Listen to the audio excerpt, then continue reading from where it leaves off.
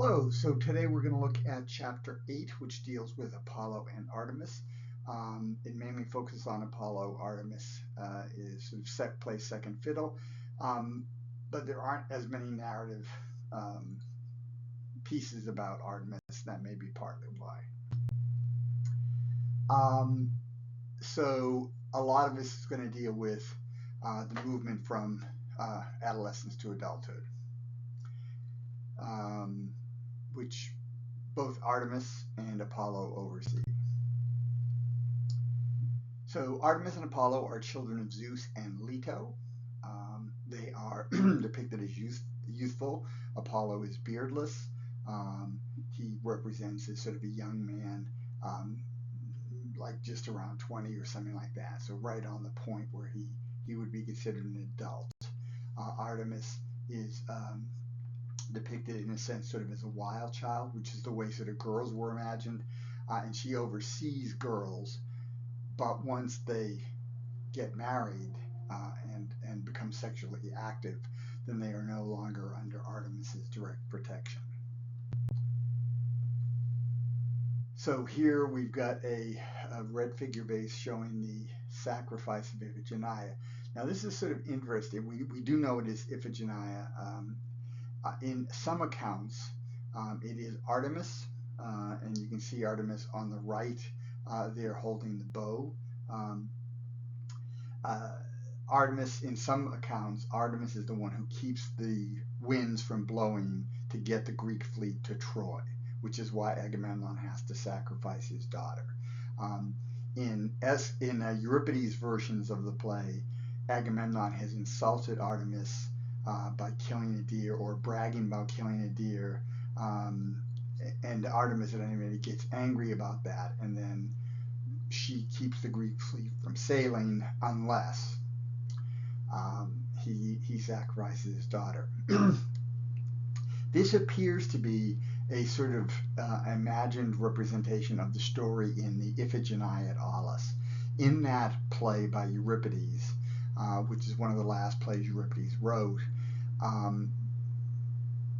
Agamemnon is at the end of the play is on the point of sacrificing, or his priest is on the point of sacrificing Iphigenia, when suddenly a deer appears as a substitute sacrifice. Now that sounds like the sacrifice of Isaac. It is very much a similar sort of thing, and in both cases, it's sort of a test of the faith.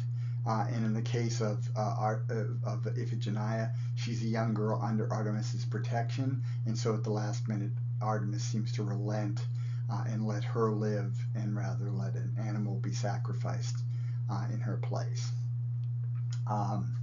So that's what seems to be going on here in this rather strange thing where Iphigenia and the deer seem to be almost one.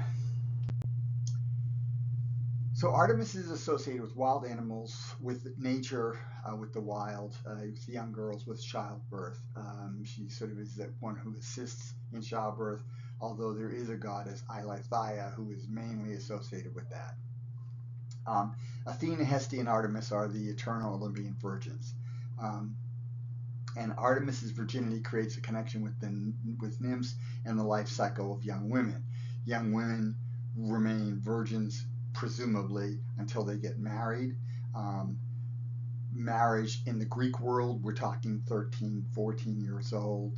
This is also, if you're Romeo and Juliet, Juliet is 13, almost 14.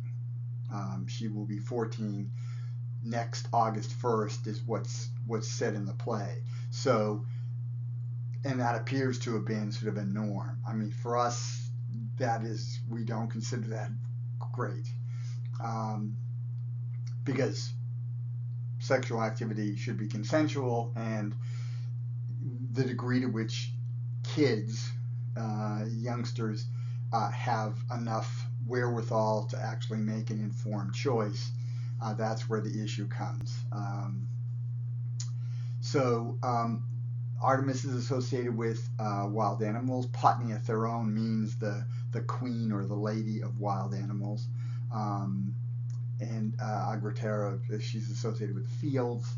Um, the story of Actaeon, Orion, and Callisto. So Actaeon is a hunter. He goes out hunting with his friends. He's a Theban. He's from the city of Thebes. He goes out hunting with his friends. He somehow gets separated from the group. He hears a sound. He goes to investigate, and it turns out that Artemis and her nymphs are bathing, so they're naked. So he sees Artemis naked, and this, of course, is a big bad, right? She's a virgin goddess, and for a mortal to see her naked is a big no-no. Now, it is accidental in the way this story presents it, but that doesn't really matter to Artemis. Artemis turns Actaeon into a stag. His own dogs attack, and in some cases his friends hear the sound and they come and attack as well, but usually it's his own dogs tear him to pieces.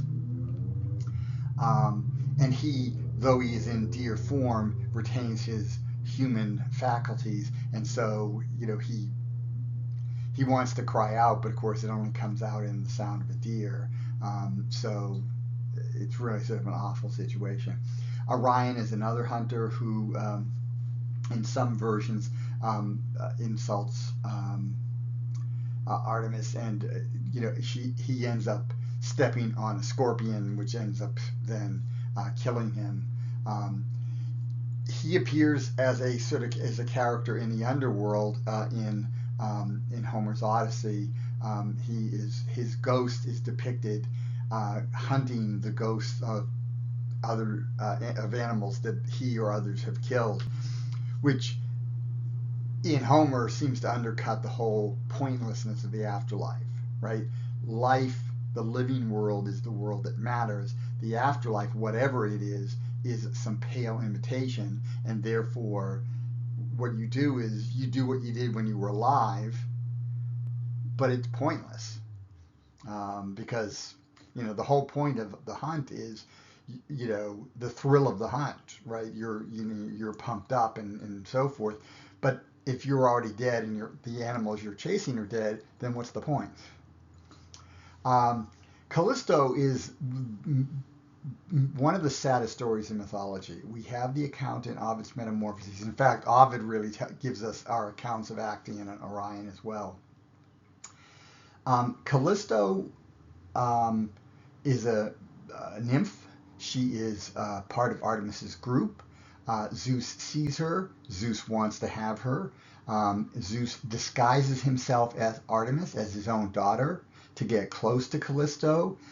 They are snuggling, and as the nymphs in Artemis would do, sort of friendly snuggling. I guess it's not sort of sexually charged snuggling, but at some point Callisto realizes that it's not Artemis. Okay, so and at that point Zeus changes into his Zeus form, and then rapes Callisto. And in Ovid's account, it is actually a rape. She doesn't want to. He decides to do it anyways, right? That which is like a textbook definition of rape. If she said no, then that's supposed to be it. But Zeus basically doesn't care. Zeus has his way with her. Of course, gets her pregnant. That always happens. Callisto is ashamed and horrified, and she doesn't know what to do. And because she's had sexual activity, she is really sort of no longer part of Artemis's group, but she can't really separate herself from the group, so she hides the fact that she's pregnant. I guess by wearing loose clothing or something. I'm not sure exactly how. But at one point, the nymphs are going skinny dipping, and she doesn't want to do it, of course, because it'll be obvious she's pregnant. But the nymphs grab her and they basically tear her clothes off to throw her in the water. They see she's pregnant, and Artemis bans her from the group. Hera, meanwhile, is angry at Callisto for seducing Zeus, and she transforms Callisto into a bear. Callisto, in the meantime, has had her child. The child grows up in the woods and becomes a hunter. And one day he and Mom meet face to face. Of course, he thinks she's just a bear and plans to kill her. She wants to hug her son, but of course, that's not going to happen when he's a hunter and she's an animal in animal form. Zeus sees this and then transforms them both into the Big Dipper and the Little Dipper, or Ursa Major, the big bear, Ursa Minor, the little bear, or Arcturus, the bear warden. That's what happens. They get transformed into constellations. Now, it's a pretty cruel story, right? And this is sort of typical of some very regressive societies that believe, sort of women need to remain virgins until they're married, and if they're not, there's something wrong with the women. Now, that doesn't usually apply to men, but it does apply to women. And in those societies, what will happen is a woman who has been sexually active is then exiled from the community, and bad things can happen to her. And that's that seems very cruel. And the story, the way Ovid tells it, is cruel. Callisto, just like Actaeon, did nothing wrong. Right? He didn't commit a crime, right? But they get punished for it anyways, which in Ovid's version it seems unfair. But think of it a different way. If Artemis is a virgin goddess and she's a goddess of childhood, specifically female childhood, then once the child becomes a woman and gets married, that's no longer her concern. Now, that's a more neutral way. Of course, the story doesn't present it that way, but Callisto, by having sex, even though it was unwilling, can't really be part of this virgin-only club. So this is supposed to be Callisto. I'm not exactly sure how we know that. I really don't know how we know that. Clearly, it looks like there's some arrows that are sticking sort of in the side of this hillock. But other than that, you got me. So Artemis oversees the transitional moments in a woman's life. Right, women. She oversees sort of birth to some extent, and then she oversees the growing up of girls. But when the girls are going to become women, they move on to Hera and Aphrodite as their goddesses, and not Artemis. But transitional moments, those are the moments, right, of ritual, right? You have rituals of transition. Artemis was born on Ogygia, is what it says in the text. That appears to be Delos, which is where Apollo is born. She is born first, and she helps give birth to Apollo in the usual account. Now, in Homeric hymn number 3 to Apollo, which tells of the birth of Apollo and Delos, Artemis is not really mentioned as a character. So, but that might just be because the focus is on Apollo, and therefore no need to bring in extraneous figures. Artemis and Apollo both oversee death in sleep. Like if people die in their sleep, they're sent to be shot by Artemis if they're women, or Apollo if they're male. The figure of Hippolytus is important for in the worship of Artemis and in ritual in Athens. Euripides wrote a play, the Hippolytus. I believe it was the second play. He wrote a play called Hippolytus that apparently did not do well. He revamped that play, and that's the one we have that was produced around 428. That play is tremendous. It is one of Euripides' best plays, easily. It is. I think I might say it's Euripides' best play that survives. But it's certainly like a really excellent play.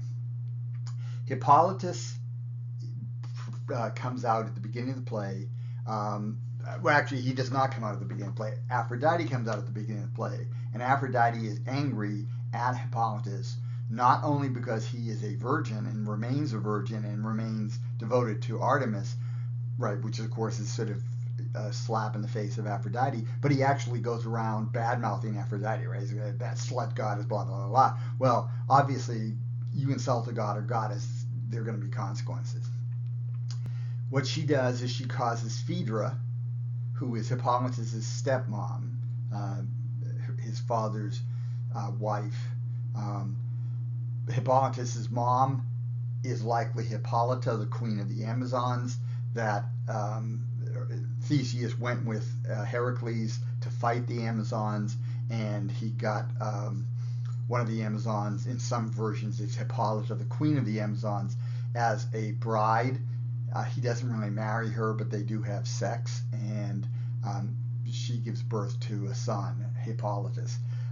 Whether Hippolytus' mom is Hippolyta or some other Amazon, he is named after the Amazon queen, Hippolyta. Phaedra is one of the daughters of Minos, and she is married to Theseus, who is the king of Athens. Aphrodite causes Phaedra to fall madly in love with her stepson. And this is not totally unheard of, right? He's this young hunk. She's a woman whose husband, Theseus, is often gallivanting around having adventures, so she's going to feel frustrated. And here's this young guy, who of course would look a lot like his dad, and therefore, she wants to get it on. So she gets hit with this passion. She is actually an honorable person and does not want to actually have sex with her stepson, which would be not a good thing. But the passion is so strong that she can't really resist it, and she commits suicide. But what leads up to the suicide is that she has told her nurse, the woman who raised her from when she was a kid, what's going on, that she's feeling this passion, but because of honor, she won't, give into it. The nurse is all like, why don't you get it on? Theseus is off having an adventure. He'll come back in a week or so. Meanwhile, you guys have had sex a couple of times. It'll be out of your system, no problem. And, let's assume you get pregnant. The kid's going to look like Hippolytus, maybe, and Hippolytus looks like his dad. So again, what's the problem? Right? So the nurse is sort of practical, is looking at it from a practical perspective. Hippolytus either overhears the nurse, or the nurse, in Euripides' version, the nurse goes to him and basically says, hey, look, how about you and my mistress hooking up? He is horrified. She got him to swear an oath that he would say nothing about it, and so he feels bound by that oath, but he's horrified and he storms off. Phaedra thinks that he's going to storm off and tell his dad, and so she then at that point can't deal with it anymore and commits suicide. But because she thinks that Hippolytus has betrayed her, she leaves a suicide note that basically says, I can't live with the shame, your son raped me. He then, of course, decides that must be true and curses his son. He is the son of Poseidon, Theseus is, and so Poseidon, in answer to this curse, sends a bull out of the sea. The bull spooks Hippolytus' chariot of horses. The horses go wild, and he gets pulled out of his chariot and gets dragged basically to his death. He's brought on the stage at the end of the play. He's dying. He forgives his father. His father realizes that his son has been wronged by him and asks for his forgiveness. But Artemis comes on and basically sort of says, I can't look at you, you're dying, and gods don't like the whole death thing, so I can't look at you, but don't worry, I'll get Aphrodite back. Well, that is no comfort to Hippolytus. In the play, that's no comfort to Hippolytus, right? The father and son actually do the right thing. Phaedra, in her way, does the right thing. The nurse, does something stupid, but her intentions are good. But the gods are basically playing a game, right? And that's sort of the setup. So it really is an exceptional play. Now, the figure of Hippolytus there was a festival in honor of Hippolytus in Athens, and the Athenian girls who were going to be getting married soon, they would mourn the death of Hippolytus, just like they're mourning the death of the future death, but it's imminent, of their own virginity. The difference between them and Hippolytus is they choose to live. So they're going to let their virginity die, but they are going to continue to live now as married women. Hippolytus never gets to that point, right? He dies in the ordeal. And one last thing I want to say about Hippolytus. Hippolytus is the prince of Athens. Princes have obligations. Now, if you've ever seen the Princess Diaries, right? The princess, in that case, played by Anne Hathaway, has an obligation. She must get married. She cannot remain unmarried because there needs to be an heir. There needs to be a successor. And the same thing here. Theseus' son is Hippolytus. Hippolytus refuses to marry. He refuses to basically take up his adult responsibilities as the heir apparent to the throne by getting married. So in that sense, he is not doing the right thing as a public figure. So keep that in mind as well with Hippolytus. Oh, and in the play, Hippolytus, though he is an honorable figure, he has his code and he lives by his code. He really is a jerk. I mean, he is not a likable character. So here we've got a fragment of a vase. I'm not sure what type of vase this would be, as far as it's not red figure, it's not black figure. But she seems to be wearing a bearskin. And this seems to be maybe a representation of the Brauron festival, the Artemis Brauronia. Again, it's an Athenian festival.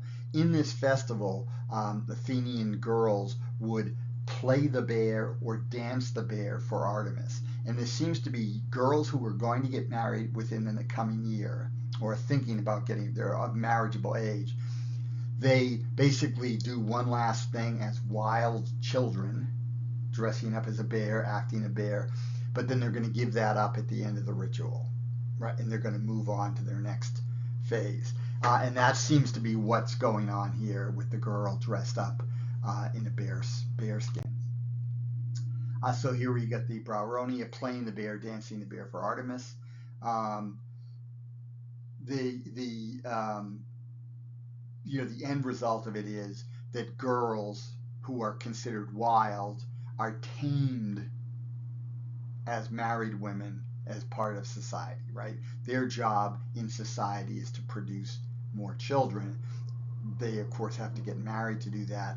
And in the patriarchal society of ancient Greece, that means they now submit to men. Right? They lose their freedom that they sort of had in their animal state to become part of society. And we know a fair amount about this festival from archaeological evidence. So the Artemis also had a ritual of young men in Sparta. This was the ritual of Artemis or Thea. The title Orthia, which means upright, is unclear, like what that it involves. But apparently, one of the things that would happen is the young men would maybe steal something, would be part of the deal. They would then be caught, and then they would be whipped at Artemis's altar, whipped to the point where they were bleeding. So they would be whipped pretty severely.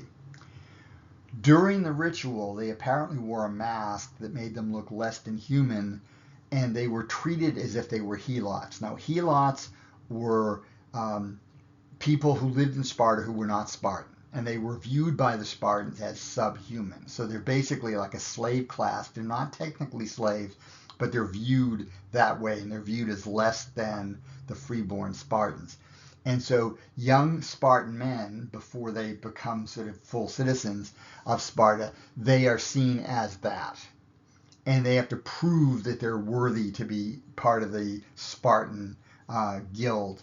And they do that by this whipping thing. They're supposed to laugh while they're being whipped. And if they do that, then they are now seen as true men and members of the Spartan Brotherhood. Remember, Sparta is a very militaristic society, so these are going to be people who are going to act a lot like the Norse people, the Germanic people, who again were a warrior society. And you had to show yourself as brave, you had to show yourself as being able to laugh in the face of danger and pain. And this is a clay mask that it is similar to what they would have worn, right? So this is obviously some ugly looking human figure. Here we've got Apollo, and he is holding a cithara or a kithara. The Latinate spelling would be with a C, and we would pronounce it cithara. So that tends to be the way I go. We know it's Apollo because he's got the musical instrument. He might also have been holding a lyre, which would be smaller. Apollo is associated with the healing arts, but he's also associated with plague. One of the terms of Apollo in the Iliad is he is called Apollo Smintheus. And Smintheus seems to mean mouse god. So what's going on there? That seems to be Apollo as the bringer of plague, which happens at the very beginning of the Iliad. Agamemnon insults a priest of Apollo who is on the Trojan side, and that priest of Apollo prays to Apollo. Apollo comes and sends a plague against the Greeks, which sets the story of the Iliad in motion, right? That's the thing that sort of starts the ball rolling. But he's also the god of healing. His son Asclepius is specifically the god of healing. Asclepius had a sanctuary at Epidaurus in Greece. He's also the god of oracles and prophecy. Zeus had an oracle at Dodona, and Apollo has an oracle at Delphi. Both Zeus and Apollo seem to have some connection to like the hidden bits of the universe, and therefore they can actually make predictions, which are what the prophecies are. There had been an oracle at Delphi prior to the Indo-Europeans, and then the Indo-Europeans took it over, and Apollo becomes the god overseeing it, which is why in Apollo hymn, Homeric hymn number 3 to Apollo, the second part of it deals with the establishment of the cult center at Delphi. And he's fighting against Telphusa, who's a native goddess, in that she sort of wants to hold on to the territory. He, of course, takes it over, which might very well indicate that Indo-European movement. So the figure of Cassandra. So the Pythia is the priestess at Delphi. She would rant and rave about something. So she would come out. She would sit on a tripod.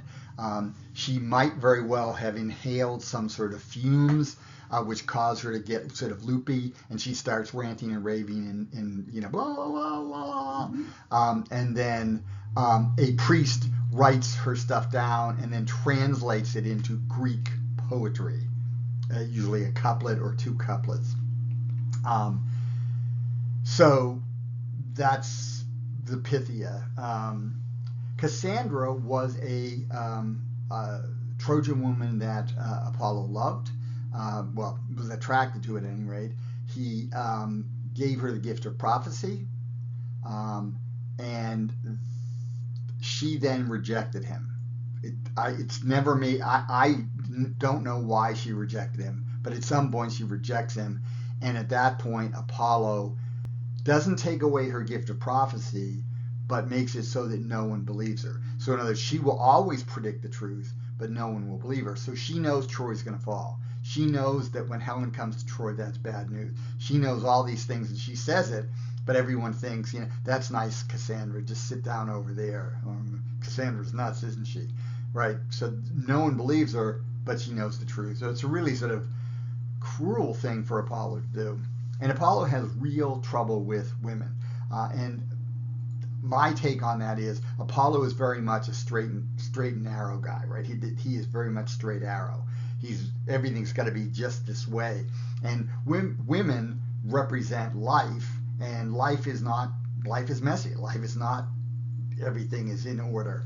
And so, if you see like a lot of Hollywood movies in the 30s and 40s, there's often a lot of them are meet ugly movies, right? They're romances, rom-coms that they start by meet ugly, right? The guy has his life mapped out for him, then some woman comes into his life, and suddenly his life is topsy-turvy. But of course, they do get together at the end. That's seen as a good thing. In Apollo's case, that doesn't happen, but it might very well be that women can't deal with this control freak, right? That might be part of the deal. But he's married to a woman named Coronis, who's the mother of Asclepius. He ends up killing her because she takes a lover.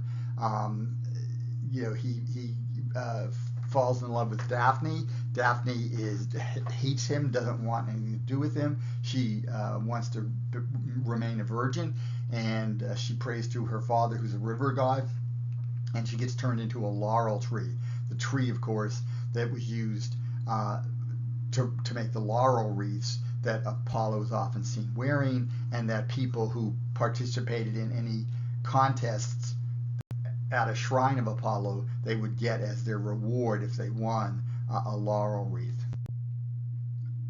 So here's a picture of Asclepius and presumably Hygeia, the goddess of health. There's also a serpent there, and Asclepius is generally shown with a stick like he has here, and the snake winds itself around. So it's a single snake around a staff. And that is actually the symbol of the American Medical Association, not the caduceus. Although one time the caduceus was. Here we have Aegeus, the king of Athens. I don't know how we know this is Aegeus before the Pythia, the priestess. She's sitting in the tripod, and she's about to make some sort of prophecy. Aegeus is the king of Athens. He's the mortal father of Theseus. He does not have a child. And he's worried about that because, of course, kings need to produce heirs. And so he goes to the oracle to get advice. Apollo is also the god of music and poetry. The lyre is associated with Apollo, though he is not the one who creates the lyre. That's Hermes.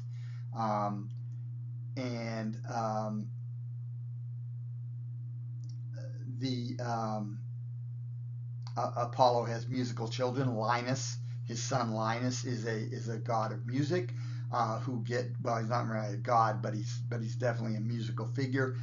He tries to teach Hercules how to play the lyre. Apparently Hercules is not very good at playing the lyre, at least not initially. He gets angry and beats Linus to death with the lyre. So you sort of imagine, a guitar teacher and the kid doesn't know how to play the guitar, and the kid gets frustrated and takes the guitar and beats the crap out of the teacher with the guitar. That's sort of what we got.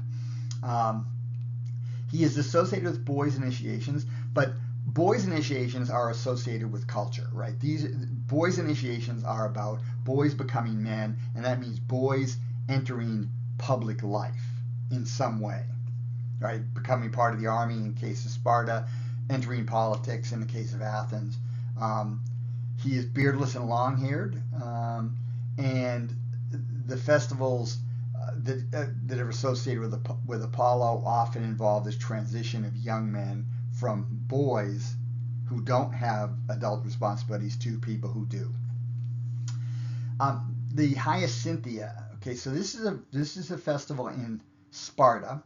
Hyacinthus was a Spartan youth.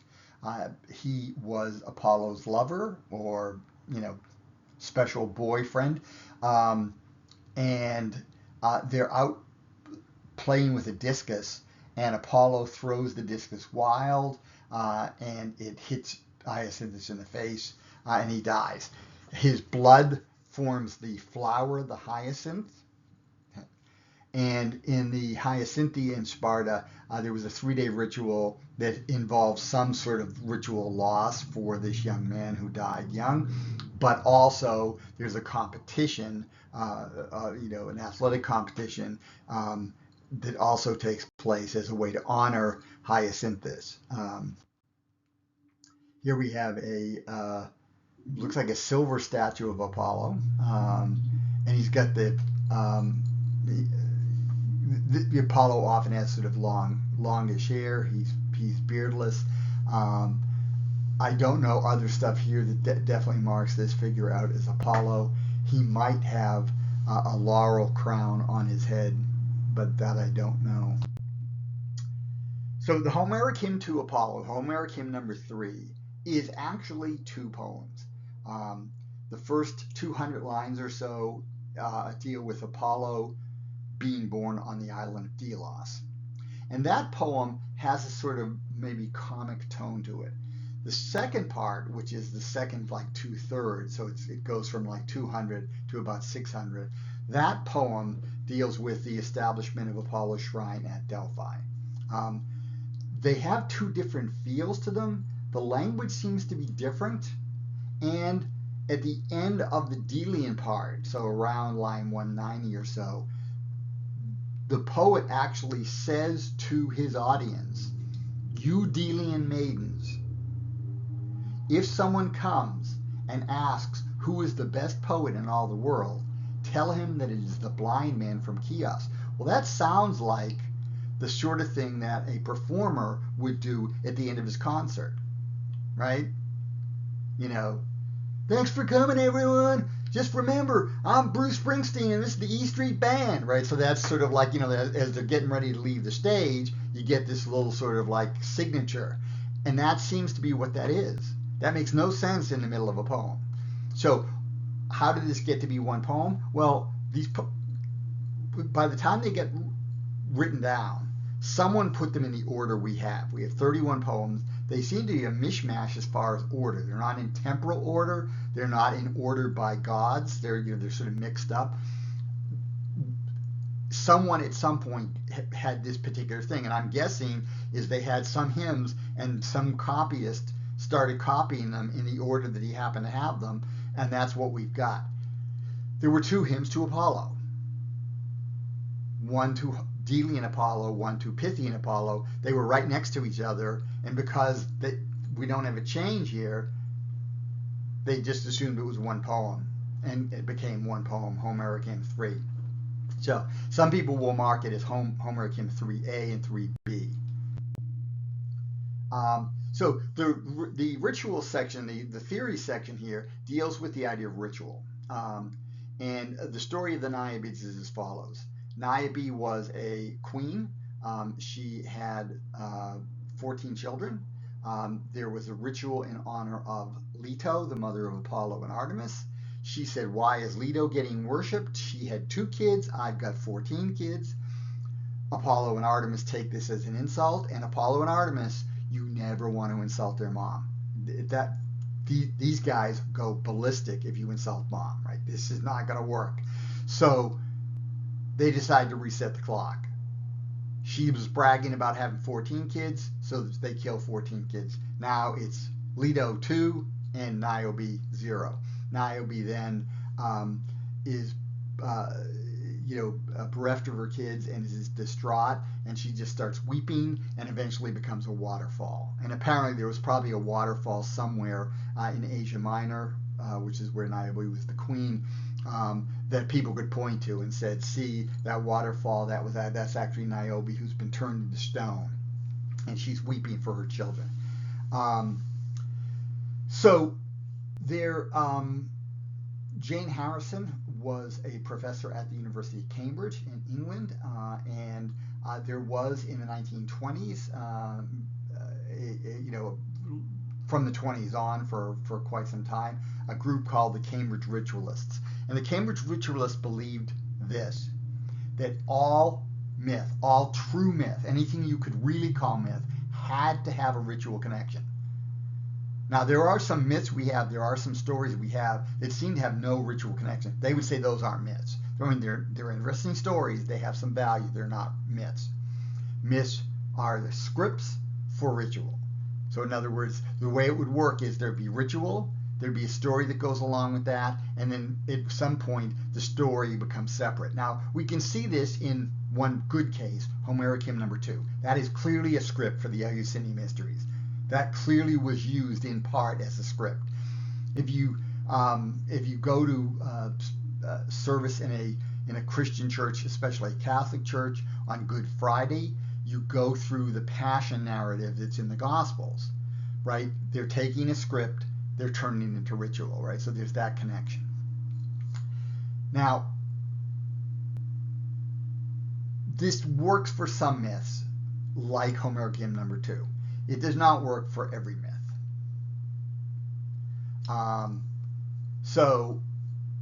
But it is important to consider what the ritual importance of something is, because that does have some effect on the society, right? The rituals that you go through sort of show what society values. Now, one of the things about, do we move on to the next thing? Okay, good, that's right. So let's look at, there was a sarcophagus there that I skipped over. I apologize for that. That sarcophagus shows not the killing of the children of Niobe, which apparently is a fairly common sarcophagus theme. It seems to be a rather strange thing, right? I mean, I guess if you've lost children, it would make some sense, because of course Apollo and Artemis shooting down kids in their sleep, right? Like sudden infant death syndrome would be attributed to Apollo or Artemis by the Greeks. So maybe it makes some sense. But it seems a bit gruesome for a sarcophagus.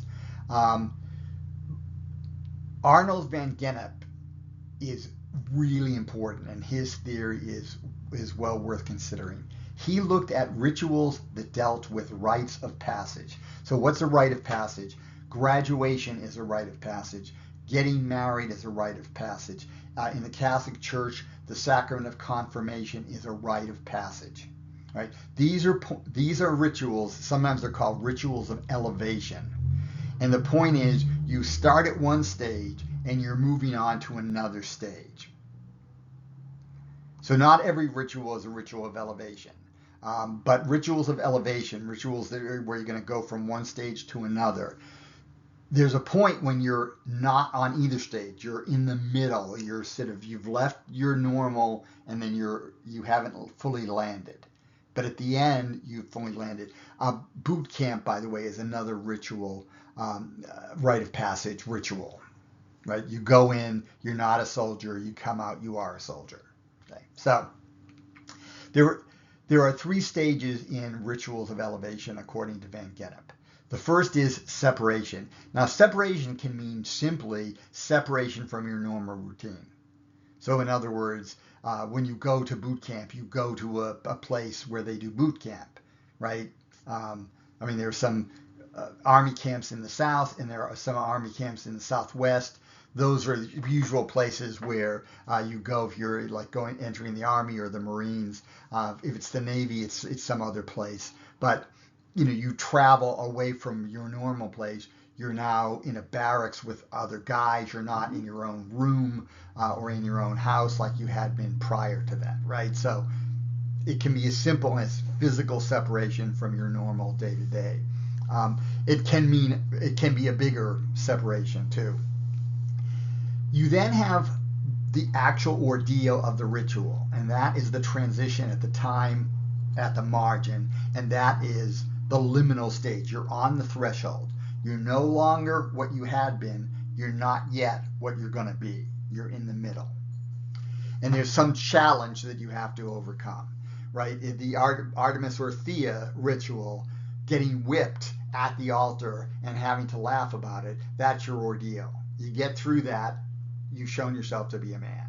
Before that, you weren't a man. Now you're a man. In the case of like a wedding, the wedding itself and the wedding preparation, which is a lot of headache, that's the trial. If you come out through that okay, you're now married. That's a different status than you had before. Now, physically, you're not different, but you are different in other ways, right? Legally, you have a connection with someone else, and they have a hold on you that they didn't have when you weren't married. And then when the ritual's over, you are re-aggregated or incorporated back into society, but you're different. So in the case of the Spartan youth, after they've undergone this ritual, they are now going to be Spartan soldiers. They're going to be part of the army. They're going to be part of society as an adult male. Young women who engage in the Artemis Brauronia ritual, they went in as girls, they're coming out as young women about to get married, and they're ready to get married. Okay, so Ken Dowden, there's the piece Initiation, the Key to Myth, is looking at myth through this idea of initiation. And of course, it does not apply to all myths, but there are some where it very much does help us understand the myth. The comparison section here is interesting. So Apollo and Artemis may not be Greek gods originally. They may actually be Asian gods from Anatolia, from modern-day Turkey. Apollo's origins, he was worshipped in Lycia.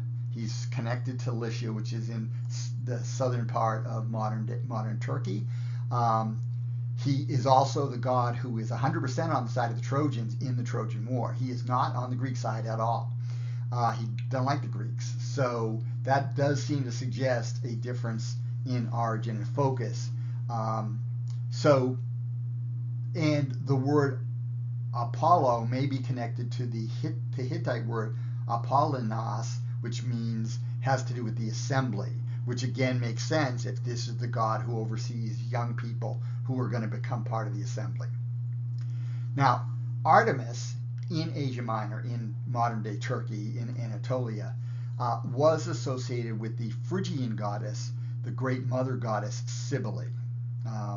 Now, Cybele is she represents all of nature. She's sort of like Mother Nature. And Artemis clearly has a connection to that figure. And we really see that at Artemis's #1 temple in the ancient world. It was her temple at Ephesus. We have the cult statue. We have a copy of the cult statue. We don't have the original cult statue, but we have a copy of the cult statue of Artemis from the Artemisium at Ephesus. And it's a strange looking thing. There are animals she's wearing a dress and she's got a crown, and there are animals in the crown, there are animals on the dress. But she also seems to be wearing this garment, like a sweater, that either has breasts or it has testicles. It's unclear what it is, but this does not seem to be a virgin goddess. This seems to be a goddess of generation, right, of producing, like a mother figure, producing children. So that seems to be unusual because the Greek Artemis is very much a young girl, a young woman who likes hunting and is definitely not going to have sex.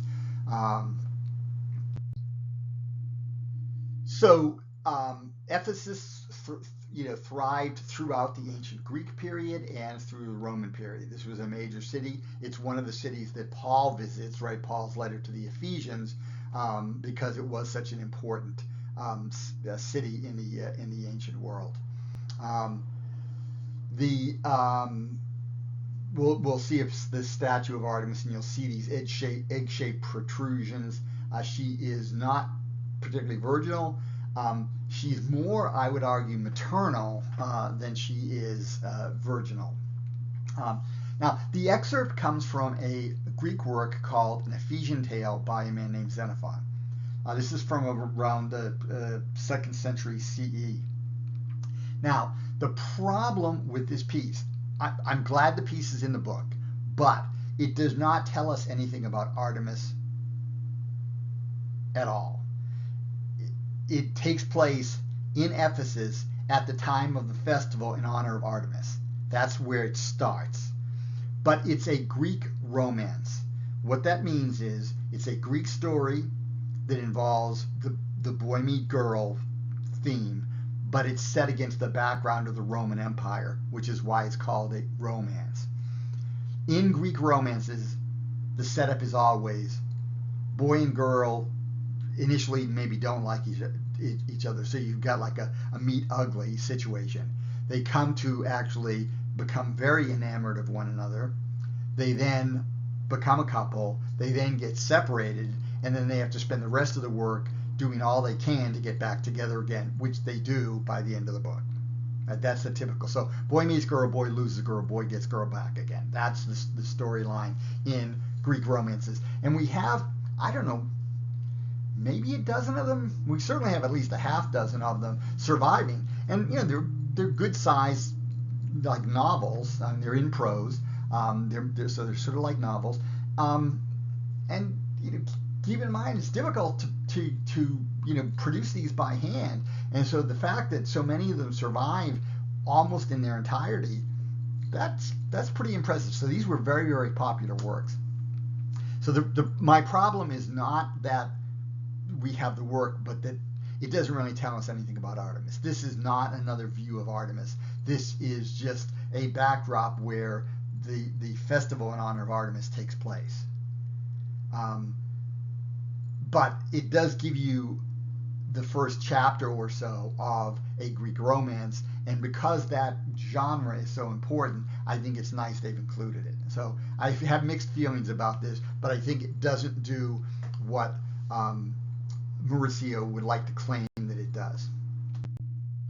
This, by the way, is a copy, an alabaster copy of the cult statue of Artemis at Ephesus. So she's got a collar, and there are animals on the collar. She's got this long dress. In the bottom part of the dress, there are animals on that.